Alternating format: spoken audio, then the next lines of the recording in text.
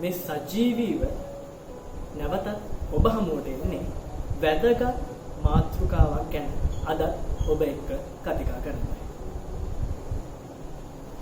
මං හිතන්නේ ඔබ සියලු දෙනාම දැනුවත් ඇති අපි අද කතා කරනු ලබන මාතෘකාව ගැන. අපි අද කතා කරන්නේ ස්වන් නිරෝධායනය කියන්නේ මොකක්ද? ස්වන් නිරෝධායනයේ ඔබට කොහොමද ස්වන් නිරෝධායනය ඔබ ලක් විය යුත්තේ පිළිබඳ. මම හිතනවා බහුතරයකට ගැටලුවක් ඇති මේ මොකද්ද මේ කොන් කිරීමට නොව වෙන් කිරීමට කියන්නේ මොකද්ද කියන එක පිළිබඳ. මේක ගැන අපේ සාකච්ඡාවේ ඉදිරියේදී ඔබට තේරෙයි මොකද්ද මේ වෙන්නේ කියලා. අපේ වෛද්‍යතුමා මේ පිළිබඳ නිසි ආකාරයෙන් පැහැදිලි කරනවා. මට තේරෙන විදිහට පොඩි විදිහකට මම පැහැදිලි කරනවා. දැන් අප රටේ කොරෝනා රෝගීන් ඉතාම දැඩි ලෙස හමු වෙනවා. මේ හේතුවෙන් කොරෝනා රෝගී හමු වුණ ගමන්ම ඉක්මනට කරන්නේ ඒ අදාළ වෛද්‍යවරු දැනුවත් කරලා ගෙදරට ගිලන් රටයක් ගෙනල්ලා ඒ රෝගියාව රෝහල කරා රැගෙන යාම. මෙන්න මේ ආකාරයේදී ක්‍රමක්‍රමයෙන් මේ සිදුවීම කරගෙන යද්දී මේ අපි සිදුවීම කරගෙන යද්දී අපිට යම්කිසි තැනක් එනවා. ඒ තැනකින් එහාට අපිට මේ සිදුවීම කරගෙන යන්න බෑ. මොකක්ද ඒ තැන? මේ රෝහල් වල රෝගීන් ධාරිතාව ඉක්මවා යාම. මේ දවස්වල බහුතර කතාවක් තමයි මේ රෝහල් වල රෝගීන් ධාරිතාව ඉක්මවා ගොස් ඇති බව යනුවෙන් සමහරු පවසනවා. සමහරු කියනවා අපි ඉක්මවා ගියාට අපි ඇඳන් තියෙන ඒ අදාළ රෝහල් නිර්මාණය කරනවා. මේ ආකාරයෙන් විවිධ කතා යනවා. මෙහිදී ඔබලට තේරෙනවා රජය විසින් නිසි ක්‍රියාමාර්ගයක් දැනටමත් අරන් තියෙනවා. මේ ස්වන් නිරෝධායනය කියන සංකල්පය මිනිස්සු අතරට ගේන්න මේ කොරෝනා ආසාදිතයන්ගේ පළමු ආශ්‍රිතයන් තම තමන්ගේ ගෙවල් වල ස්වන් නිරෝධායන එහෙම නැත්නම් නිවසේ තනියම නිරෝධායන නාස්තාව සලසලා තියෙනවා. හමුදාව හා පොලිස් ආරක්ෂාව මුර සංචාර මැද. මොකද අපිට දැනටමත් දෛනිකව 500කට ආසන්න රෝගීන් සංඛ්‍යාවක් රෝහල් වලට යැවීමට සිදු වෙනවා. මොකද හේතුව මේ අපේ මේ කොරෝනා තත්ත්වය දැන් රටේ තියෙන්නේ 3rd ස්ටේජ් එකේ නැත්තම් 3 වෙනි වේදිකාව. මේ 3 වෙනි වේදිකාවේ කියන එකේ තේරුම කියන්නේ රට පුරා උපපොකුරු රාශියක් බිහිවීම. දැන් මම ඔයගොල්ලන්ට ඔය අපේ ප්‍රේක්ෂකයන්ට මතක් කරන්න කැමතියි. ඔයගොල්ලෝ පොඩක් ඔක්තෝබර් 3 වෙනිදාට දිව ගියෝ මතකේ පොඩක් අවදි කරන්න. අපිට හම්බෙන්නේ මාස 3-4කට පස්සේ එක රෝගියෙක්. මේ රෝගියා කවුද? මේ මිනුවන්ගොඩ බ්‍රැන්ඩික්ස් ආයතනයේ සේවිකාව. මේ බ්‍රැන්ඩික්ස් ආයතනයේ සේවිකාවට කොරෝනා ආසාදනය වෙලා කියලා හඳුනගන්නේදී පවා රෝහල්ගත වූ පසුව සිදු කරනු ලබන PCR පරීක්ෂණ. ඒ කාලවකවානුවේ සිට මේ දක්වා තනියෙන් මේ පිළිබඳව හිතා බැලුවොත් ඔබට තේරෙනවා කොපමණ රෝගීන් සංඛ්‍යාවක් 9000කට අධික සංඛ්‍යාවක් මේ දෙවනි පොකුරෙන් අපිට වාර්තා වෙලා තියෙනවා. ඉතින් චුට්ටක් හිතා බලන්න මේ කොරෝනා රැල්ල සාර්ථකව පාලනය කරපු අපිට අපේ තියෙන චූටි නොසලකිලිමත් භාවයේ හේතුවෙන් කොච්චර දුරට මේක නැවතත් ව්‍යාප්ත වුණාද කියන එක ගැන.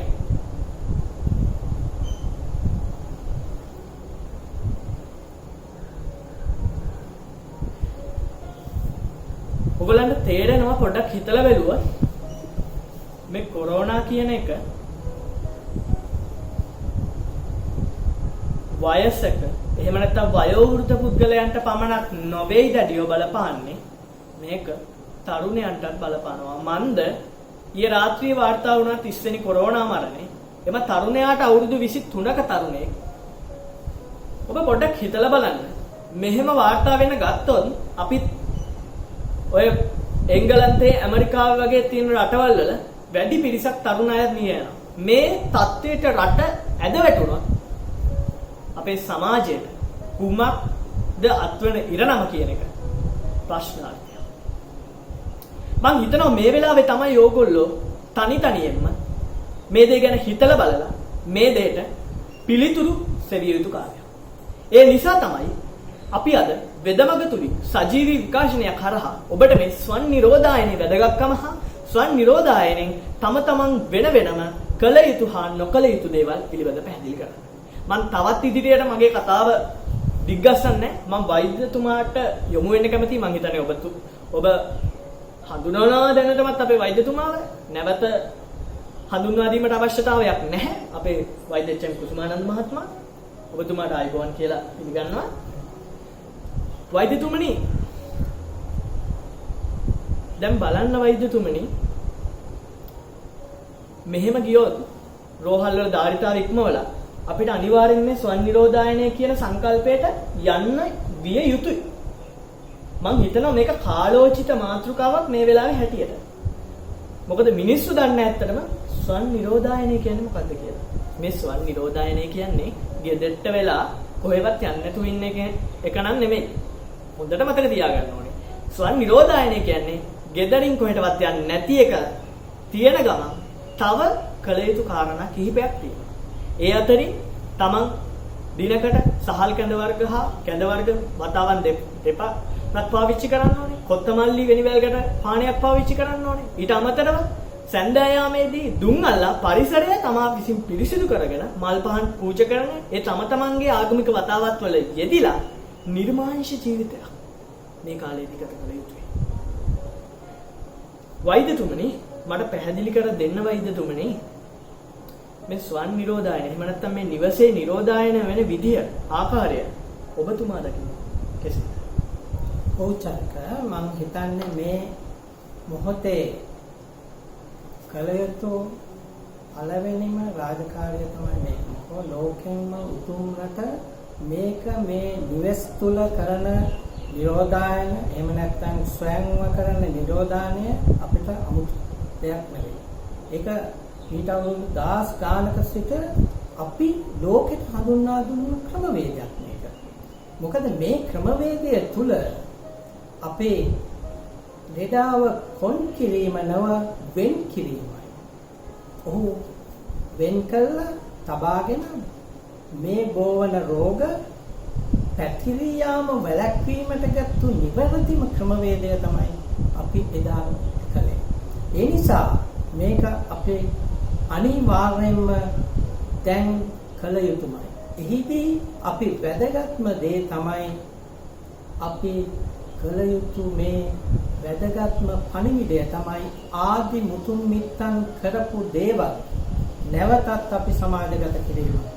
මොනවද අපි එදා කරේ?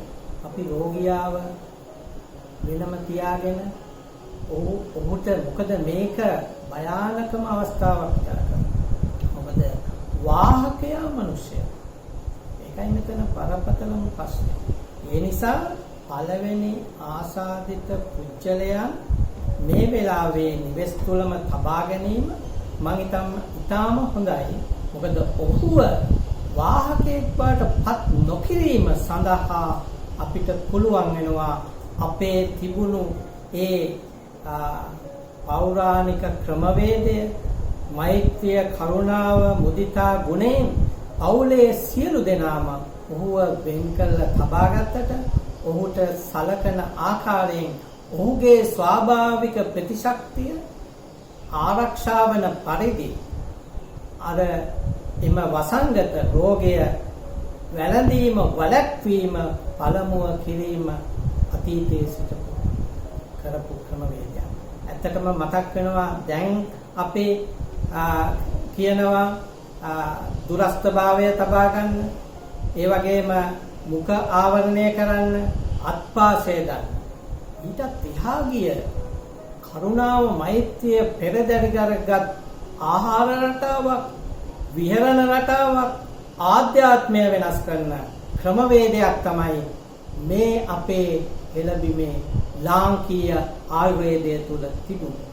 මට මතක් වෙනවා අපේ ආයුර්වේදයේ සුසුත ආචාර්යතුමා කියනවා පෙසංගාත් ගාත්‍ර සංස්පර්ශා නිස්වාසාත් සහ භෝජනාත් සහස්‍යා සහ චාපි වස්ත මල්යානු ලේපනා කුෂ්ඨං චරංච සෝසච්ච නේත්‍රාභිසංජ ඒවච ඖපසර්ගික රෝගාච සංක්‍රාමන්ති නරානර. මිනිස්යාගේ මිනිස්යාට යන මේ සංක්‍රමණික රෝගයන් දී අපි කළ යුතු සහ නොකළ යුතු දේවල් ගැන එදා මීට අවුරුදු 10 ගානකට පෙර අපි කතා කරා. එදා කතා කරද්දී අපි නිරෝගී පුජ්‍යලයා ගැන සමදෝෂ සමාග්නේ සමදාතු මලක්‍රියා පෙසන්නාත්මේන්ද්‍රිය මනස් ස්වස්ථයිකදී මොන රෝග දෝෂයන් කෙසේ සමතත්වයේ තබා ගත්තත් මනසත් අනිවාර්යයෙන්ම අපේ පවිත්‍ර පිරිසිදුවට තබාගත යුතුමයි. එහෙම නැති වුණොත් අපි මේ ස්වස්ථ පුජ්‍යලයක් වෙන්නේ නැහැ. නිරෝගී පුජ්‍යලයක් වෙන්නේ නැහැ. ඒ නිසා මනස ගැන කතා කරපු පළමු වෛද්‍ය ක්‍රමය අපේ මේ ලාංකීය ආයුර්වේද වෙදකමේ තියෙන. මට මතක විදිහට 1978 අල්මාටා නුවර පැවති ලෝක සෞඛ්‍ය සංවිධානය එතනදී තමයි පිළිගත්තේ මේ ආධ්‍යාත්මයත් මනසත් මේ රෝග ස්වස්ථ භාවයට නිරෝගීකමට බලපානවා කියලා. ඒ නිසා මම හිතන්නේ අපි අපේ මේ ස්වයං නිරෝධායන ක්‍රමය ඊටාම සාර්ථක වෙනවා. මොකද අපි රෝගියාව ඊටාම හොඳින් රෝගය වැළැක්වීම සඳහා අපි කරන ක්‍රියාවලිය ඉතා හොඳින් කිරීම තමයි අපේ මේ වෛද්‍ය ක්‍රමය තුළ තියෙන්නේ. ඒ නිසා මම කරුණාවෙන් ඉල්ලනවා මේ ස්වයං නිරෝධානයටපත් වූ සියලුම පවුල් වගකීමෙන් තමන්ගේ රාජකාරිය ඉටු කරන්න. අවංක වෙන්න. මොකද ඔබ මිනිස් බෝම්බයක් වෙන්නේ. මේ පහුගිය දිනවල අපි දැක්කා මියගිය පුජ්‍යලයන් ගැන. ඔහු ඊටාම මියගියේ ගෙවල් වල හිටපු අය. රෝගය ගෙනාවේ වෙන කෙනෙක්. එතකොට අහිංසක අම්මා තාත්තා අපේ සීයා ආච්චිලා මිය යන්න ඉඩ දෙනවද? නැත්තම් අපේ තිබුණු මේ ක්‍රමවේදය නැවතත් ඒ විදිහටම ප්‍රතිපත්තිමය වශයෙන් ක්‍රියාත්මක කිරීම තමයි වැදගත්ම දේ. ඒ නිසා අපේ ස්වයං නිරෝධාන ක්‍රමවේදයේදී අපි කරන කියන සිතන පතන දේවල් අන් අයටත් හානි නොවන, තමාටත් හානි නොවන දේවල්ම තමයි අපි කරේ. ඒ නිසා එදා අපි ආධ්‍යාත්මය පිරිසිදු වෙන්න, මනස පවිත්‍ර පිරිසිදු වෙන්න පළමුව අපි වැඩ කරා. ඒක තමයි අපි එදා කතා කරේ සත්‍යවාදීන මක්‍රෝධ මධ්‍යාත්ම ප්‍රවණේන්දියන් ශාන්තං සද්දුත්තං නිරතං නිත්‍යං රසායන සේවනං. රසායන සේවනය කරන පුජ්‍යලයක් වගේ නිරෝගී වෙනවා අපි සත්‍ය වචනයම කතා කරන්න. ශාන්ත වන්න, නිර්වෘල් මනසක් ඇති කරගන්න, වෛරය ක්‍රෝධය නැති කෙනෙක් වන්න. අන්න මේ කාලය තුල එක්ක දවස් 14ක් වෙන්න පුළුවන්, දවස් 28ක් වෙන්න පුළුවන්. අපි මේ කාලය තුල අපි අපේ ඒ ආසාදනය වෙන්න පුළුවන් ආසාදිතය කියන සැක අපේම සහෝදරයා අම්මා තාත්තව ආරක්ෂා කරන්න පවුලම එකමුතු වෙලා වැඩ කරන කණ්ඩායමක් විදියට ඒක රාශිය වුණොත් කාගෙත් වගකීමයි. ඒ නිසා එහෙම වගකීමකින් වැඩ කරන අපේ තියෙන මේ පාරම්පරික ඥානය ශ්‍රී සද්ධර්මය සහ අපේ හෙළ වෙදකම ආයුර්වේදයේ වෙදකම කියන කරන සිතන පතන දේවල් හොඳින් කිරීම තමයි මම හිතන්නේ. ඒ කියන උපදේශ අනුවම අපි වැඩ කටයුතු කළොත් අපි මේ ව්‍යසනයට බය විය යුතු නැහැ. මොකද රෝගය ඇතිවීම වළක්වන. වැඩි වෙලාවක් අපි සමාජයට යන කෙනෙක් මේ රෝගය අසුරු කරන කෙනෙක් මුණ ගැසෙනොත් අපිට ඇඟට එන්න පුළුවන්. නමුත් අපි ඇඟට ආපු රෝග తত্ত্বය අපිට පුළුවන් නම් අපි මේ කරන කියන සිතන පතන දේවල් වලින් වළක්වා ගන්න. ඒ ක්‍රමයෙන් අපිට පුළුවන් වෙනවා අපේ ස්වාභාවික ප්‍රතිශක්තිය වැඩි කරලීම. ඒක ආදියත් කරා දැනුත් කරනවා ඉදිරියටත් කරන්න පුළුවන්. සමාජය ඒ ගැන විශ්වාසය තියෙනවා. ඒ නිසා අපිට බයක් නැහැ. මම හිතන්නේ මේ වෙලාවේ ගත්තු මේ ඒ පළවෙනි ආසාදිතයන් ගෙවල් වල තබාගෙන නිරෝධානය කිරීම ඉතාම හොඳයි. ඒක තමයි අපේ ගෘහය අතීතයෙන් ඇතුළත තිබුණේ මැද මිදුලක් සහිත ගයක් තමයි තිබුණේ. ඒ තුල ගොඩාක් සමාජිකයන් හිටියා. දැන් නම් දෙන්නයි තුන් දෙනයි. නමුත් එදා 10ක් 15ක් දරුවෝ 10ක් 15ක් හිටිය පවුලක් එදා හිටියේ. ගොවිතැන්පතින් ජීවත් වුණේ. ඔවුන්ට ඕන තරම් කෑම බීම තිබුණා. හොඳ කෑම බීම, වසවිස නැති කෑම බීම තිබුණා. ඒ නිසා ඔවුන්ගේ ආධ්‍යාත්මය පවිත්‍ර පිරිසුදු කරන ධාර්මික වැඩපිළිවෙලක් ඔවුන් ගාව තිබුණා. සෑමදාම තුනුරුවන්ගේ ආශිර්වාදය ලබාගෙන වැඩ කරපු සමාජයක් තමයි එදා අපේ පෞල් සංස්ථාව තුළ තිබුණේ. මං හිතන්නේ අන්න ඒක නැවතත් අපි මතක් කරගමු. ශ්‍රී සද්ධර්මය නැවතත් අපේ නිවෙස් තුලට ගෙන යමු. ඒ ධර්ම තුලින් කරුණාව, මෛත්‍රිය, මුදිතා ගුණය ඇති කරගමු. ඒ මුදිතා ගුණය කියන්නේ අන් අයට අපි දක්වන දයාව, කරුණාව. මෛත්‍රී ගුණය ඇති කරගන්න නිකම්ම බෑ. දහමත් එක්ක අපේ දහමේ අනුව ප්‍රායෝගිකම ප්‍රතිපත්තිමය වෙනසක් වෙන්න ඕන. අදුම ගානේ එදා අපේ මුතුන් මිත්ත කිව්වා ඔබ බැරි වෙලාවත් මේ වගේ ව්‍යසනයකටපත් වුණොත් වෙන් වෙලා පරිසරයෙන් වෙන් වෙලා මිනිස්සුන්ගෙන් වෙන් වෙලා පෞල් සංස්ථාව තුලම වෙන් වූ කණ්ඩායමක් විදියට ඉන්න. හැබැයි මුළු ගම්මානයම උන්ට උදව් කළා.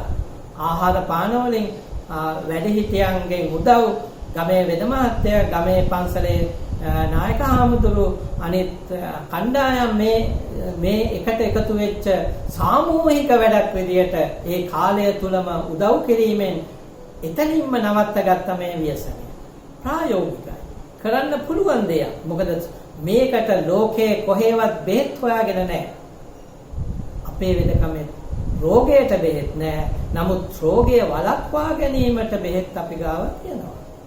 ඒ නිසා ඒ කාලය තුල අපි අනිවාර්යයෙන්ම ඒ ඖෂධ, ඒ ආහාර වැඩපිළිවෙළ සහ මනස පවිත්‍ර පිරිසිදු කරගෙන ආධ්‍යාත්මයක් පවිත්‍ර කරගෙන නිරෝගී පුජ්‍යලයක් බවට පත් කිරීමේ හැකියාව අපිට එදත් තිබුණා. අදත් තියෙනවා. අද ඊටත් වඩා හොඳින් තියෙනවා. මොකද අපිට සංවේදන දේවල් කලින්ට වඩා ගොඩක් හොඳින් තියෙනවා. ඒ නිසා අපිට බණක් අහන්න පුළුවන්, ධර්ම සාකච්ඡා කරන්න පුළුවන්. අපිට නිවෙසේදීම තියෙන මේ වගේ රූපවාහිනී, මාධ්‍ය ජාල මේවයින් අපිට මේ පණිවිඩය දෙන්න පුළුවන්.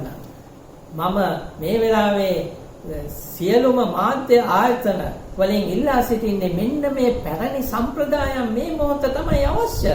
මේ මොහොතේ අපි මේ අහිංසක මිනිසුන්ට ලබා දීම තුලින් මම හිතන්නේ වඩාම වටින මේ මොකද්ද කියනවා යුද්ධයට නැති කඩුව කොස් කොටන්නද කියලා. මේ වෙලාවේ නැත්තම් මේ අපේ තියෙන අපේ මුතුන් මිත්තන් බේරුණු මේ ඓතිහාසික තිබිච්ච මේ අපේ වැඩපිළිවෙළවල් ඉතාම හොඳ දේවල්, නරක දේවල් නෙවෙයි. අපේ ආහාර රටාව මේ කාලය තුල වෙනස් කරන්න. කරුණාකරලා වෙනස් කරන්න. එදා අපේ මුතුන් මිත්තන් පැවසූ දේ හරියටම හරි. ඔවුන් එදා කිව්ව පුලුටක්වත් ගෙදරට ගෙනියන්න එපා, ගේන්න එපා. එතනින් ඒ කාලේ තුලවත්. එතන ආධ්‍යාත්මික ශක්තිය වැඩුණා. මෛත්‍රී ගුණය වැඩෙන්නේ ඒකෙන්.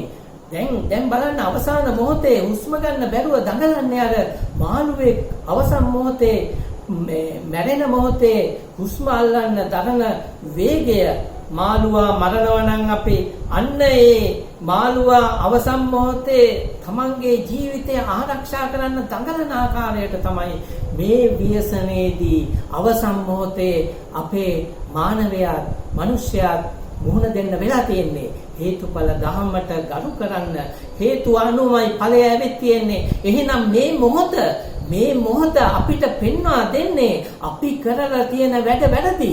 ඒ නිසා නැවතත් අපි මේ හොඳ මිනිස්සු වෙන්න නම් සියලු දෙනාම ඒ පෞල් වගේම ගම සමාජය මුළු රටම වෙනස් විය යුතුයි. අවවාදයට වඩා ආදර්ශමත් වෙන්න.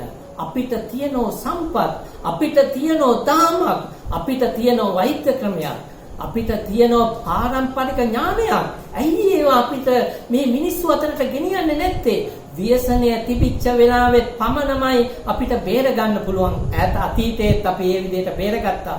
ඒ බේරගත්තු දේ නැවතත් අපිට බේර ගන්න පුළුවන්. එහෙනම් අපි තැන දෙන්න ඕනේ මෙන්න මේ සාම්ප්‍රදායික ඥානයට. නවීන වෛද්‍ය ක්‍රමයක් උපයෝගී කරගන්න ඕන.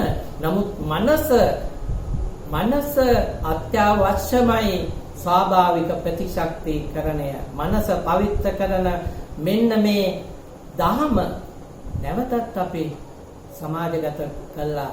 මෛත්‍රිය, කරුණාව, මුදිතාව ඇති වෙන ප්‍රායෝගික පිළිවෙලක් බුදුහාමුදුරුව තිරෝකුඩ සූත්‍රයේ දේශනා කළ පරිදි අපේ සමාව අරගෙන හැමදාම කායේන වාචා චිත්තේන පමාදේන මය කතං කියලා අපි සමාව අරගෙන ඊට පස්සේ අපේ අරිය මෛත්‍රිය කළා. ඊළඟට අපි දෙවියන්ට පින් දීලා මේ වැඩ පිළිවෙල දිනපතා කරගෙන යනවනම් අපිට පුළුවන් චරක අපේ ආධ්‍යාත්මික ශක්තිය පවිත්‍ර පිරිසිදු කරගන්නකොට පෞලේ රෝගයෙන් ආරක්ෂා වෙනවා. නැවතත් වුන් වාහකයන් බවට පත් කරන්නේ නැහැ. ඊළඟට මුළු රටම ආරක්ෂා කරන්න මේක සත්‍යයක්වත් වියදම් වෙන්නේ නැති ක්‍රමවේදයක්. ඇයි අපි මේක කරන්න බැරි? මම කරුණාවෙන් මේ අහන අයට ඉල්ලීමක් කරන්නේ ඔබ දැන්වත් වෙනස් වෙන්න. කිසිම විටක කාටවත් හානි වන දෙයක්, තමාටත් හානි වන රාගය, ද්වේෂය, මෝහය, වෛරය, ක්‍රෝධය ඇති වෙන කිසිවක් මේ කාලය තුල කතා කරන්න එපා, කියන්න එපා, ලියන්න එපා, කරන්න එපා. ආහාරත් ඒ විදිහටම කරන්න. මෛත්‍රී ගුණය ඇති වෙන්නේ කවදාවත් සතුන් මරණ කෙනෙක්ට. ඒක බොරුවක්. බුදුහාමුදුරුවෝ ආධ්‍යාත්මික ශක්තිය වැඩි කරන සංවර සීලේ පළවෙනි ශික්ෂාපදයේ කිව්වේ ආනාති පාතා පහය පටිවිරතෝති. මගේ පණ හා සමානයි සියලු සත්‍යයන්ගේ පණ. ඒ නිසා මම ඕන් මරන්නේ නැහැ, මස් කන්නේ නැහැ. ඔවුන්ගේ පහත් කොට සලකන්නේ නැති පරම මෛත්‍රියක් මේ කාලය තුලවත් කරන්න. ඒ මෛත්‍රිය තුලින් ඔබේ අම්මා තාත්තා, දුව දරුවෝ, අක්කලා අයියලා, සහෝදර සහෝදරයෝ සියලු දෙනාම ආරක්ෂා වෙනවා. ඔබත් ආරක්ෂා වෙනවා. ඒක තමයි හේතුඵල ධහම. හේතුඵල ධහම මේ රටේ තමයි ලෝකයටම ආදි කාලයේ ਵਿਚාරය කළේ. ඒ ධහම නැවතත් මතුවෙන්න මේ වෙලාවේ අපි අනිවාර්යයෙන්ම ඒ සඳහා අත්වැල් බැඳගෙන මේ දේ සමාජගත කරන්න උත්සාහ කරමු ජනක. ඒක තමයි මං හිතන්නේ ස්වයං නිරෝධානය කියන්නේ. නිකන් ගෙදරට වෙලා ඉන්නව නෙවෙයි. හැමදාම ඔබ ධහමේ හැසිරෙන්න. ආහාර රටාව වෙනස් කළ යුතුමයි. එහෙම නැත්තම් දන්න ඕනේ මාළු මාකට් එකෙන් කොච්චර ඒක ප්‍රායෝගික ඔබට ditta ධම්ම වේදනී කර්මයක් විදියට පෙන්වුවා. මම වෙන රටවල් ගැන කියන්නේ අපිට ඒව වෙනස් කරන්න බෑ. හැබැයි අපේ රට වෙනස් කරන්න පුළුවන්. අපේ රට ධර්මද්වීපයක්, ලෝකේ උතුම් රට. ඒක කියනව නෙවෙයි කරන්න පුළුවන්. හදවතේ ලේවල තියෙන මිනිස්සෙයෝ කණ්ඩායමක් අපේ රටේ ඉන්නේ. පෙරදිග ලෝකේ මුතු ඇටය දවට පත් කරන්න ලෝකයටම ආදර්ශයක් දෙන්න පුළුවන් කණ්ඩායමක් ඉන්නවා. ඒ නිසා සාම්ප්‍රදායික දැනුම, ශ්‍රී සද්ධර්මය, හෙළවෙදකම, ලාංකීය ආයුර්වේදයට නවතත් ඒවට ඔබ අනුගත වෙන්න. ඒක තමයි චරක මේ මොහොතේ අපිට කරන්න පුළුවන් එකම අභිප්‍රාය, එකම දෙය. ඒක ඔබලාට සතයක්වත් වියදම් නැතුව ගෙදරට වෙලාම කරන්න පුළුවන්. ඒ දේ කරන්නේ ඔබ අනිවාර්යෙන් ආරක්ෂා වෙනවා. ඔබ මේ රටේ ආධ්‍යාත්මික ශක්තියෙන් පිරිපුන් මිනිසෙක් වෙනවා. මේ කාලය තුල දහමට විනයට බහා ගලපා කටයුතු කරන්න යෝනිසෝ මනසිකාරය ධම්මානුධම්ම පටිපදාව අනුව වැඩ කරන්න. දැන් කල්යාණ මිත්‍රයෝ ඉන්නෝ, කෙලෙස් නැසූ අය. ඔවුන්ගේ බණ අහන්න, ශ්‍රී සද්ධර්මය අහන්න දැන් මතුවලා තියෙනවා. ඒවා අහන ගමන් ඔබ යෝනිසෝ මනසිකාරය සහ ධම්මානුධම්ම පටිපදාවේ. ඒකෙන්ම ඔබ මේ උතුම් රට බේරෙනවා වගේම ලෝකෙටම අපිට දෙන්න පුළුවන් හොඳම පණිවිඩය චරක. මෙන්න මේ නිවෙස් තුල ස්වයං නිරෝධානය කිරීමෙන් ඊටාම හොඳ සාමූහික සමාජයක් එදා තිබුණේ. අපේ අම්මලා තාත්තලා දුවදරුවෝ එකට ඉන්න සමාජයක්. මෙතන කරුණාව මෛත්‍රිය ලෝකෙටම ආදර්ශ දෙන පවුලක් අපි ගොඩනගමු මේ ව්‍යසනය තුලින්. හොඳයි, වෛද්‍යතුමා පැහැදිලි කරා කොහොමද මේ ස්වයං නිරෝධායනය වෙන්නේ, මොකද්ද මේ ස්වයං නිරෝධායනය කියන එකේ හරි තේරුම. ඔයගොල්ලන්ට තේරුණා මේ ස්වයං නිරෝධායනය කියන දේ දැන් රටට කොච්චර අත්‍යවශ්‍ය කාරණයක්. අපි හැමෝම මිනිස්සු දවසින් දවස ලක්ෂ ගාණක් මේ ලෝකෙන් නික්ම වෙලා යනවා. මන්ද හේතුව මේ කොරෝනා වෛරසය ගෝලීය වශයෙන් විශාල පරිහානියක් අද වෙනකොට සිදු කරනවා. කෝටි ගාණක් මිනිස්සුන්ට මේ කොරෝනා වෛරසය ආසාදනය වෙලා තියෙනවා. වාසනාවන්ත ලෙස තවම අපේ රටේ සමාජගත වී නොමැති වෙලා තියෙනවා මේ කොරෝනා වෛරසය මේ වසංගත රෝග විද්‍යාංශයේ අවසන ආකාරයට. මොකද අපි සිටින්නේ මේ තුන්වෙනි ස්ටේජ් එකේ, තර්ඩ් ස්ටේජ් එකේ කියන්නේ. අපිට පුළුවන් තවමත් මේ කොරෝනා වෛරසය මේ අපේ රටෙන් තුරන් කළා දාලා ඒකීය රටක් විදිහට, නිරෝගීමත් රටක් විදිහට මේ ඉපැරණි සමාජයේ මේ හෙළවැදකමේ දැනුම පාවිච්චි කරගෙන අපේ මිනිස්සුන්ගේ හෙළ ප්‍රතිශක්තිකරණය පෙන්වන්න අපිට තවමත් පුළුවන්. අවශ්‍ය කරන්නේ මෙච්චරයි. මේ කියන දේවල් අනුගමනය කරලා මේ අපේ රටේ තිබ්බ දෙයක්. මේක පිට රටින් ආව දෙයක් නෙමෙයි. මේ අපේ රටේ තියෙන මේ හෙළ දේශීය වෙදකම. මේ වෙදකම ප්‍රයෝජනයට ගන්න අවස්ථාවයි මේ ඇවිල්ලා තියෙන්නේ. මේ කියන දේවල් පානය කරන්න, මේ කියන දේවල්, මේ සහල් කැඳ, මේ කැඳ වර්ග අඩුම තරමේ දින දවසකට එක්වරක්වත් පානය කරන්න උත්සාහ ගන්න. කොත්තමල්ලි වෙනිවැල්කට දවසකට 3 පාරක්වත් පානය කරන්න. ඔබ කිරි එකක් බොනවට වඩා මේ වගේ එකක් බොන එක තාම වටිනවා. ඉන්පසු දුම් අල්ලන්න. ඊට පස්සේ මුහුණට වාෂ්ප ඉසා ගන්න. ස්ටීම් කරන එක කියලා හඳුන්වන්නේ ඔබ. මේ දේවල් සිදු කරන්න. මේ දේවල් වලින් තමයි පුළුවන් අපි වටා මේ වෛරස් ගාඩයක් කියන එක දාගන්න, ආරක්ෂිත වලල්ලක් දාගන්න පුළුවන් මේ දේවල් සිදු කරලා පමණයි. වෛද්‍යතුමනි, අපි වැඩසටහන පටන් ගත්ත වෙලාවේ ඉඳන් අපේ ප්‍රේක්ෂකයන්ට ආරාධනා කරලා තියෙනවා ඕනම මේ වැඩසටහනට සම්බන්ධ සෞඛ්‍ය ගැටලුවක් ප්‍රශ්නයක් ඇතොත් ඔබතුමාට මෙවල යොමු කරන්න. අපි සජීවීව මේ ප්‍රශ්නයට උත්තර ලබා දෙන්න හැකියතා උත්සාහ ගන්නවා අපිට ඇති කාල සීමාව තුල. මේ අතරින් ප්‍රශ්නයක් යොමු වෙලා තියෙනවා වෛද්‍යතුමනි.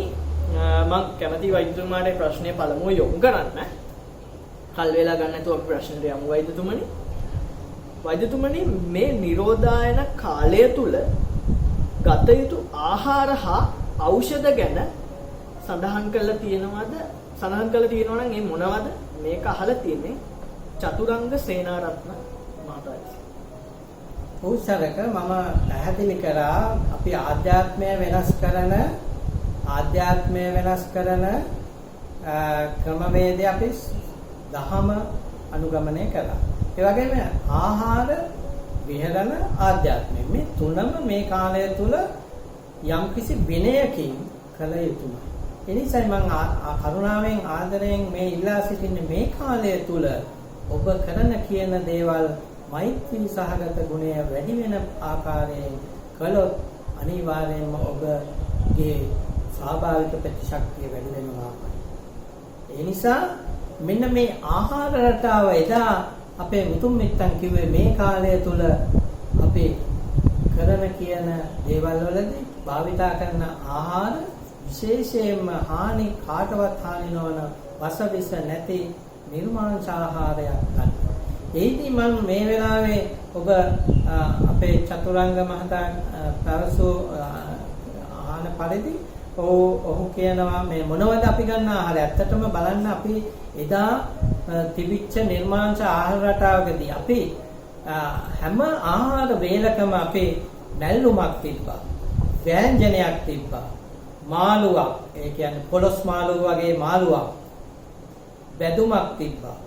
හොද්දක් තිබ්බා. තැඹුම් හොද්දක් තිබුණා. ඔය වගේ හතක් අපි පාවිච්චි කරා. මේ කාලය තුල ඒ මැල්ලුමක් ව්‍යංජනයක් අපිට මැල්ලුමක් විදිහට කතුරු මුරුංගා, කළු කම්බේරිය, ගිරිතිල්ලා, ගැටපලා, කෝප්පකල, තුනපලා විවිධ දේවල් මඤ්ඤොක්කා කොළ ඔය වගේව ගන්න පුළුවන්. මේ මැල්ලුමක් ආකාරයෙන්ම මේ ආනමක් විදිහට හදා ගන්න පුළුවන්. වට්ටක් ආදලු, තිත්ත තිබ්බටු.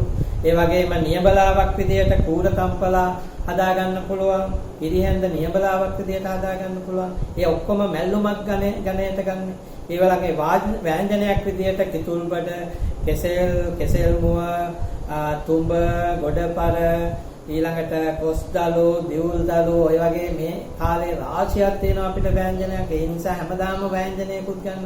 මාළුවක් විදිහට පොළොස් මාළුව, වට්ටක්කා මාළුව, කතුරු මුරුංගා, කරල් මාළුව, ඇඹරැල්ල මාළුව, වැටකොළු මාළුව ඒ වගේ මාළුවක් විදිහට හදන ක්‍රම අපේ අම්මලා තාත්තලා දන්නවා, වැඩිහිටියෝ දන්නවා. මේ කාලේ ඕව කරන්න දුවා දරුවන්ට ඕව උගන්වන්න.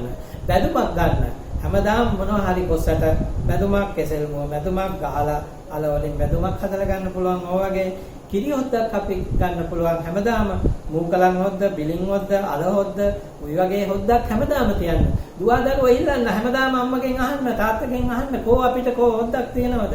ඊළඟට තැම්පුම් හොද්ද අධිකාලේ ඒක ප්‍රතිශක්තිය වඩන කෑමට පෙර මිරිස් හොද්දක් ගත්තා, කායම් හොද්දක් ගත්තා. මෙන්න මේ හතම අඩුම ගානේ දවස් තුලවත් මේ හත කෑමට එකතු කරගන්න. මොකද සියලු දෙනාටම දැන් නිවාඩු කාලය. ඒ නිසා මේවා හදන්න දුවා දරුවන්ටත් එක ගන්න. අපේ කුස්සිය නැත්තම් මුළු තැන් ගේ ආදි කාලයේ තිබුණේ ඖෂධාගාරයක් කියලා. ඒක ඖෂධාගාරයේ ඒක තුල මොනවද තිබුණේ? එනසාල්, කලාබුනටි, සාදික්කා, වසාවාසී, සියඹලා, කොත්තමල්ලි, ඉඟුරු, තුන පහ જાති සියල්ලම තිබුණා. ගම්මිරිස් තිබ්බා, සුදු ලුණු තිබ්බා, රතු ලුණු තිබ්බා. මේ කුස්සිය ඖෂධාගාරයක්. අපේ කුස්සිය, අපේ මුළුතැන්ගය, එළබිමේ තිබුච්ච මුළුසංගය ඖෂධාගාරයක්. දැන් තව ඒක තුල තිබ්බා වංගෙඩිය, මෝල් ගහ තිබ්බා. දැන් වගේ බ්ලෙන්ඩරේ නෙවෙයි තිබ්බේ. දැන් කාලේ නැවතත් මෙන්න මේ පැත්තක තියෙනවා නම් අඹරුම් ගල අරගෙන දුවා දරුවා මේක ඉල්ලන්න දෙමව්පියන්ගෙන් මේකෙනොත් සෞඛ්‍ය ආරක්ෂා වෙනවා. මේකෙනොත් සෞඛ්‍ය ආරක්ෂා වෙනවා. ව්‍යායාමයක් දුවට ඊළඟට අපි තුල කොහෙන්ද අපි කුඩු ගේන්නේ? 3-5 කුඩු මොනවා ගේනවද අපි දන්නේ නැහැ. අඩු ගානේ මෙන්න මේ කාලය තුල ඔබම සකස් කරගන්න 3-5 කාල බලන්න රස කොහොමද කියන වෙනස. ඒ නිසා ප්‍රතිශක්තිය වැඩි වෙන ආරක්ෂා වෙන ක්‍රමවේදය ගෙදරම තියෙනවා. ඒක තමයි අපි කළ යුත්තේ. මුළු තැන්ගය හදාගමු නිවැරදි ආකාරයට. ඒකට උපදෙස් දෙන්න අපේ ගමේ බෙද මහත්තයා, අපේ ප්‍රජා සෞඛ්‍ය වෛද්‍යවරු ඉන්නවා. ඔබට හමු වෙලා දුරකථනයෙන් අහන්න පුළුවන්. අපි ලංකාවේම ඉන්නවා ප්‍රජා සෞඛ්‍ය වෛද්‍යවරු, ආයුර්වේද වෛද්‍යවරු. ඒ නිසා ඔවුන් මේ දැනුම දෙන්න පුළුවන්. අපේ ආච්චිලා සීයලා දන්නෝ මේවා. ඒ නිසා මේ කාලේ ඕවත් කරන්න. ඒ හින්දා ආහාර රටාව නම් වෙනස් වෙන්නම ඕන. එහෙම නැතුව නම් ඔබගේ පරම මෛත්‍රිය ඇති වෙන්නේ. කොහොමද ඔබ සතෙක් මරන් කාලා පරම මෛත්‍රිය ඇති වෙන්නේ? පරම මෛත්‍රිය ඇති වෙන්නේ නැත්නම් කරුණාව ඇති වෙන්නේ නැහැ. මුදිතා ගුණය ඇති වෙන්නේ නැහැ. අනුන්ට උදව් කරන්නේ නැහැ. ඒ නිසා මේක ප්‍රායෝගික හේතුඵල ධර්ම. මේ කාලය තුල ඔබ අත්දකින්න චරක. ඒක තමයි ඊටාම හොඳ.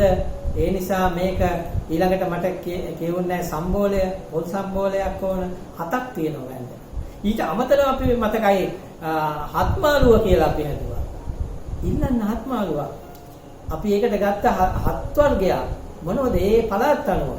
ඒකේ පෝෂණ ගුණය බලන්නකෝ. දැන් ඒක ලෝකේ පරිශ්‍රණ කරන හත්මාළුවේ ගුණ මොනවද? හත්මාළුවට ගත්තේ අපි අඹුල් කෙසෙල් ගත්තා. හත් જાතියක් ගත්තා. අඹුල් කෙසෙල්, ඊළඟට වට්ටක්ක දලු, ඔස්සට, කජු, ඊළඟට කිරියල්, ඊළඟට අපි ගත්තා මෑකර. මේ ඔක්කොම ලංකාවේ හැදෙන දේශීය දේවල්. මේ හතම ඊටාම පෝෂ්‍යදායක. ඔබ කිරිබත හදනවා නම් මේ දවස්වල ඔක හදන්න. ඉතින් කොච්චර රහට ගුණට කන්න පුළුවන් ආහාරද තියෙන්නේ? ඔයාලා බලන්න ප්‍රෝටීන් අධික ආහාර මොනවද තියෙන්නේ? අපි මිත්‍යාවට වැටිලා තියෙන්නේ. පට්ටපල් බොරු දේවල් අපේ සමහර ඒව ප්‍රචාරය කරනවා මේවා කන්න. ඒ නිසා මම කරුණාවෙන් ඉල්ලන්නේ මෙන්න මේ ආහාර රටාව මේ මාධ්‍ය ජාලාවලින් නැවතත් මේ දුවදරුවන්ට පෙන්වන්න. ඒක තමයි මම ඉල්ලන කාරුණික ඉල්ලීම චරක. ඒක තුලින් අපේ සමාජයේ මොකද අපි හැදිලා තියෙන්නේ ශාකභක්ෂක ශරීරයක්. ඒක ලෝකේ ඔප්පු කරලා ඉවරයි. මොකද මාංශභක්ෂක ශරීරයයි ශාකභක්ෂක ශරීරය අතර වෙනස 16 ගුණයක් අපේ 16 ශාකභක්ෂක ලක්ෂණ අපේ 16 ලක්ෂණයක් තියෙනවා අපිට. අපේ ශරීරය හැදිලා තියෙන ආකාරය ශාකභක්ෂකයි. ඒ නිසා අපි අනිවාර්යයෙන්ම එයින් පිට යන්න එපා. ඒ නිසා මේ කාලෙවත් ඔබ මේ කාලෙවත් නිර්මාංශ වෙන්න. ඒකෙන් සුදු කිරණ පිට කරන්න හැකියාව ලබා ගන්න. පරිසරය පවිත්‍ර කරන්න. අන්න අපි නොදන්නා බලවේගයට අපේ දෙන්න ඕනේ නොදන්නා ආධ්‍යාත්මික ශක්තිය. එහෙම නැතුව ප්‍රායෝගික බෙහෙතක් නැහැ. ඒ නිසා අපි කියන අපිට පෙන්වන්න ඔප්පු කරන්න බෑ අපේ ආධ්‍යාත්මික ශක්තිය. ඒ හින්දා කාටවත් නමුත් ඒ ශක්තිය ඇති කරගන්න පුළුවන් දහමෙන් ආහාර විහරණ ආධ්‍යාත්මය වෙනස් කරන දහම තුලින් ඒ මගින් අපි මේ නොපෙනෙන බලවේගයෙන් ප්‍රයෝජනෙ ගමු. වෛද්‍යතුමනි අපිට තව ප්‍රශ්නයක් යොමු වෙනවා. මම හිතනවා අපිට මේ කල් වේලාව ඉතාම වැඩියෙන් ගියා අදත්. මම හිතනවා මේ වීඩියෝ එක ඉතාම කෙටි කළ යුතුයි. මිනිස්සුන්ට මේ වැරදි දැනුමක්, මේ වැරදි දෙයක් ගන්න ඉතාම සරලව ගත යුතු නිසා අවසාන ප්‍රශ්නයක් තෝරගන්නවා. ප්‍රශ්න ගොඩක් ඇවිල්ලා තියෙනවා. මගේ WhatsApp නම්බර් එකට දාලා තියෙන. එකෙන් හොඳ ප්‍රශ්නයක් අවසාන ප්‍රශ්නයේ විදිහට තෝරගන්නවා. සමන්ත වීරසේකර මහතා අහන ප්‍රශ්නයක්. විහරණ කිව්වේ කල යුතු දේද නොකල යුතු දේද? සිරිත් විරිත්. ඒ ගැන පැහැදිලි කර දෙන්න වෛද්‍යතුමනි කරුණාකරලා. චරක අපේ ආයුර්වේදයේ තියෙන මූලධර්ම තමයි ආහාර විහරණ මනස. එන්න මේ ක්‍රියාවලිය තමයි අපේ නිරෝගීභාවය ආරක්ෂා වෙන්නේ. අපි මේකෙන් ආහාර ගැන අපි කතා කරා. මනස හදන විදිය අපි මම පළවෙනියෙන්ම කතා කරා. මනස හදන්නේ දහමට ආහාර ගැන කතා කරා. විහරණ කියන්නේ අපි කල යුතු දේ සහ නොකල යුතු දේ. අපි කරන දේවල් මොනවද? අපි කියනවා අපේ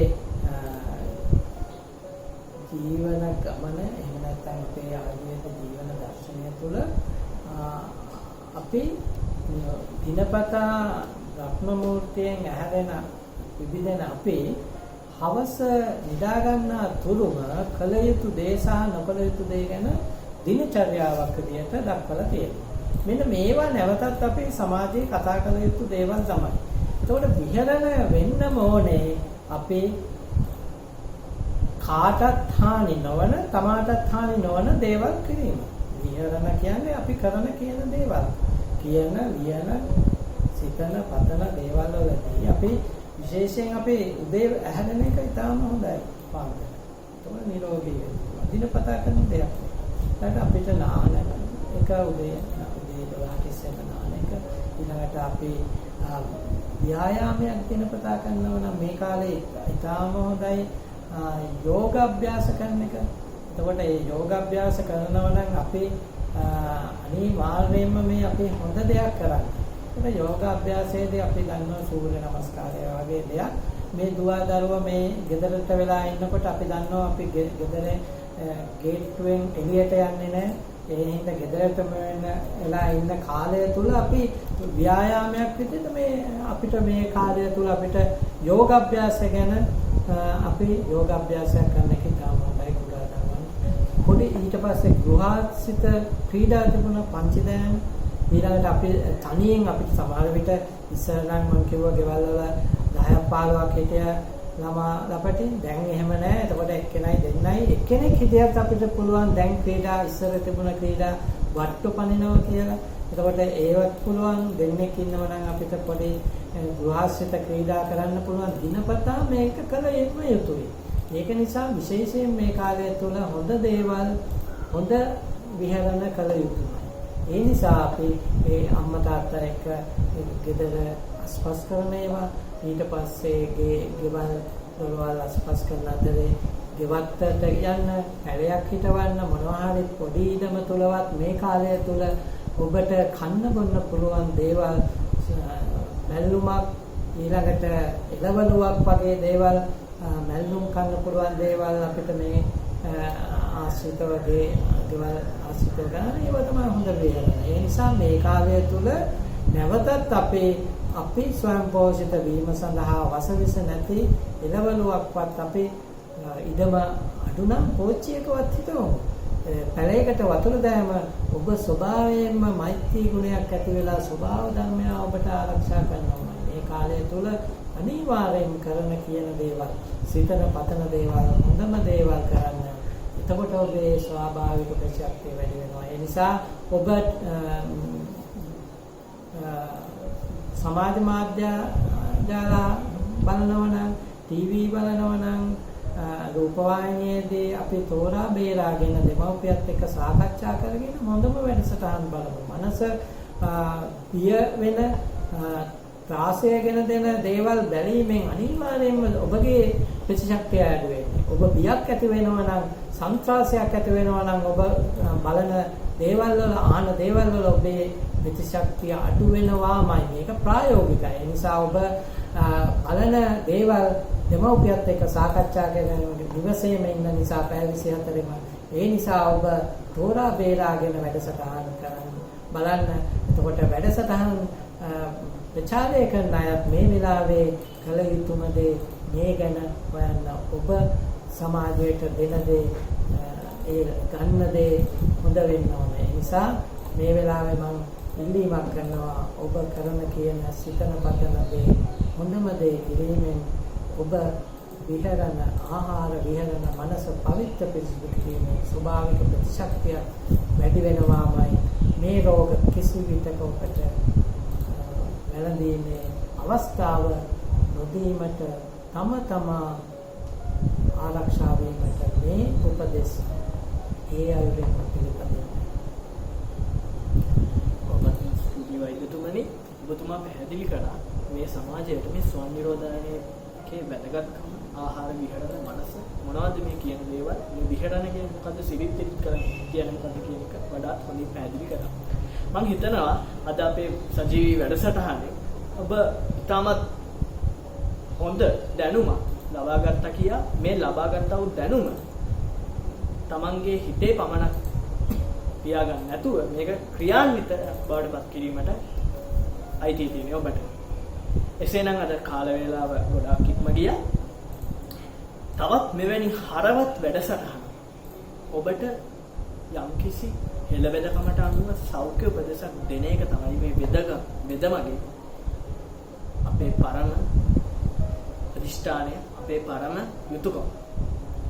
ඒ වෙනුවෙන් අපි අපකැප වී සිටිනවා පැය 24 පුරාම නෙවෙයි මුළු දවස් හැම දවසක්ම අපි ඔබ වෙනුවෙන් කැපකට වී සිටිනවා. තවත් මෙවැනි හරවත් වීඩියෝ එකකින් ඔබ හමු වෙනතේ මේ කොරෝනා වෛරසයෙන් මේ අපේ රට මේ පත් වෙලා තියෙන වසංගත තත්ත්වය ඊටමත් ඉක්මනට අයින් වෙලා නිරෝගී රටක් බවට පත්වීමේ අදිෂ්ඨානය පෙරදැනීම ඔබ අතරින් නික්ම යනවා. සම්බන්ධ වී සිටි සියලුම ප්‍රේක්ෂකයන්ට හා මුළු මහත් ලෝකවාසී සියලුම ජනතාවට නිරෝගී බවත් වේවා, සුවපත් වේවා.